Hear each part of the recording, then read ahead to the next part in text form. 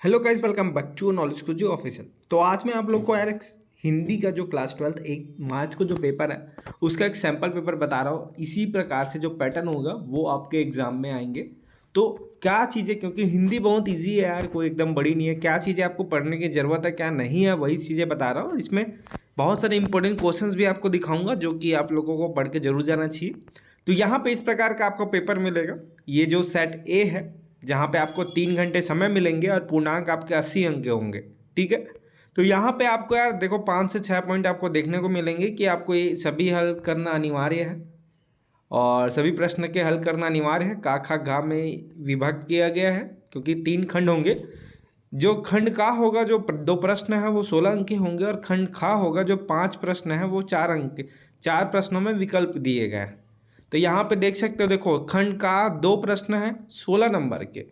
ये 16 नंबर के जरूर है लेकिन सबसे समय यही जाता है। ठीक है, और पहले बता देता हूँ कि खंड का में आपको इसी इसी प्रकार एक अपठित गद्यांश मिलेगा देखने को अपने पेपर में, जहाँ पर आपको क्या है पढ़ना होगा। और सबसे पहले बता दूं, जब भी आप अपठित गद्यांश पढ़ते हो ना तो सबसे पहले आपको अपने जो क्वेश्चन नीचे दिया गया है कि क्वेश्चन को पहले पढ़ लेना है। इससे क्या होता है कि जैसे क्वेश्चन आप पढ़ लोगे तो समझ आ जाएगा कि हाँ ये, जब भी आप ये इसको पढ़ते रहोगे ना तो आपको समझ आ जाएगा कि हाँ ये पढ़ना है, यहाँ पे इसका आंसर दिया है तो इसको टिक कर देता हूँ, मतलब यहाँ से इसका आंसर मिलेगा। वरना फिर आपको क्या है, एक बार पढ़ने के बाद फिर डबल पढ़ना पड़ेगा, तो ये आपका टाइम कंज्यूम करता है।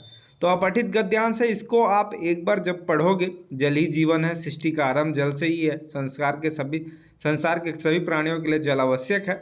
तो उसके पहले आपको क्वेश्चन आंसर पढ़ने हैं और यहीं से आपको इसके आंसर्स मिलेंगे जो कि आप एकदम फ्रीली बना पाओगे। ठीक है, तो ये एक सैम्पल पेपर है जो कि प्रीवियस ईयर का है, कोई रियल पेपर नहीं, और यूट्यूब में कोई रियल पेपर नहीं दे सकता, तो आप उसमें अपना समय व्यर्थ ना करें। हमने सारे इंपॉर्टेंट क्वेश्चंस आपको दे दिए हैं, तो जाके आप जरूर से देख लीजिएगा। और प्रश्न 2 में आएंगे अपठित काव्यांश, जिसको आपको ध्यानपूर्वक पढ़कर क्या करना है प्रश्नों को। तो ये भी सेम यही चीज़ है, मैं भी इसमें बोलूँगा कि सेम आपको क्या करना है, पहले क्वेश्चंस पढ़ लेने हैं। जैसे क्वेश्चन पढ़ोगे ना आपको समझ आ जाएगा, इससे आपका टाइम जो है कहीं ना कहीं 5-10 मिनट बचेगा।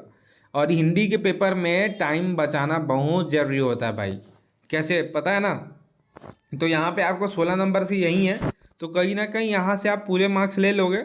उसके बाद जो 5 नंबर का जो निबंध आता है, तो निबंध में क्या चीज़ आ सकता है, तो निबंध में जैसे कि ऑनलाइन शिक्षा आ सकता है, और वन वाला आ सकता है जैसे कि पेड़ों की कटाई ना करे, वन सुरक्षा वाला, पर्यावरण प्रदूषण आ सकता है, और इंटरनेट मोबाइल वाला आ सकता है, मोबाइल क्रांति, ये सारी चीज़ें। तो और स्वच्छता वाला आ सकता है जैसे कि आप यहाँ पे देख पाओगे। तो ऐसे कुछ कुछ हैं जिसे आप पढ़ लेना जो कि मोस्ट इंपॉर्टेंट है। और ये सारी चीज़ें तो मैंने अपने बता दिया, प्लेलिस्ट हमारे चैनल के वीडियोस पर जाके मिलेंगे। प्रश्न 4 में आपको मिलेगा एक पत्र, जिसमें से कोई एक पत्र आपको लिखने हैं। ठीक है, तो यहाँ पर मैं हर एक चीज़ बता देता हूँ, सेम इसी पैटर्न में आपका पेपर आएगा। ठीक है, तो यहाँ पर आपको कोई नया चीज़ नहीं लगेगा, जैसे ही आप पेपर में बैठोगे कुछ नया नहीं लगेगा।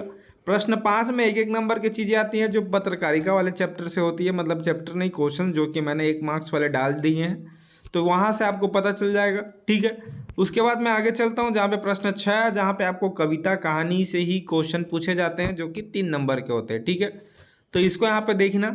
उसके बाद जैसे ही आप आगे जाओगे 7वें में आपको यार एक फीचर लिखने को आएगा। फीचर कैसे लिखते हैं ये आपको एक होना चाहिए कि फीचर क्या है, हर बार अलग अलग आता है, तो फीचर लिखने का तरीका क्या होता है ये आपको मालूम होना चाहिए। ये भी 3 नंबर का है। ठीक है, उसके बाद हम खंडगांव में चलते हैं। खंडगांव में आपको काव्यांश दिखेगा, सेम यही है, एकदम ईजी है। हिंदी के पेपर में हर कोई अच्छा ला सकता है, दिक्कत नहीं है हिंदी के पेपर में किसी को। तो यहाँ पे काव्यांश है जिस पे आपको पढ़ के नीचे आंसर देना होता है। ठीक है, तो यहाँ पे आप इसको देख सकते हैं। उसके बाद 9वां जो है काव्यांश है, इसको भी आपको एक पढ़ के आंसर देना है। इस पे सौंदर्य स्पष्ट करना है। बहुगुले के पंख में पक्ष का सौंदर्य स्पष्ट कीजिए, तो आपको यहाँ पे सौंदर्य स्पष्ट करना है। प्रश्न 10वां नंबर है, दिन जल्दी जल्दी ढलता है, कविता के बच्चों की प्रत्याशा को कवि ने किस प्रकार प्रस्तुत किया है, ये यहाँ पे आप देख सकते हो। ठीक है, प्रश्न 11वां है जहाँ पे आपको गद्यांश मिलेगा, जिसको आपको प्रश्नों को पढ़ना है और इसके उत्तर देना है। तो ये भी आपको पढ़ने की ज़रूरत नहीं पड़ेगी भैया, ठीक है ना, पढ़ो और आंसर दो। ज़्यादा कुछ नहीं है, हिंदी में सब अच्छा कर सकते हो, बस आपको जो मैंने इंपॉर्टेंट दिए हैं बिल्कुल से पढ़ लेना, और कोई बड़ा चीज़ नहीं, हिंदी में हर कोई अच्छा मार्क्स ला सकता है भाई। ठीक है, 13वां क्वेश्चन है जहाँ पे आपको यशोधर बाबू वाले क्वेश्चन पूछे गए हैं। 14 है जहाँ पे आपको यार स्वयं कविता रच लेने का आत्मविश्वास लेखक के मन में कैसे आया, जूझ कहानी। तो जो आपके वितान और जो आरोह है ना, इनसे क्वेश्चन यहाँ पे आए होते हैं। ठीक है, 4 नंबर के क्वेश्चन वितान से, तो ये सारी चीज़ें मैंने यहाँ पे दे रखी है। टोटल प्रश्न 14 आपके पेपर में आएंगे और इसी प्रकार के आएंगे, कोई पैटर्न बदलेगा नहीं। और कहाँ कहाँ से क्वेश्चन है सारी चीज़ें मैं बता दिया हूँ। और सारे इंपॉर्टेंट क्वेश्चंस मेरे प्लेलिस्ट में जाके, वीडियोस के प्लेलिस्ट में चेक करो, बिल्कुल से वो तुम्हारे 30 से 40 नंबर बढ़ा देगा। जाके वहाँ चेक करो। तो वीडियो में सिर्फ इतना ही।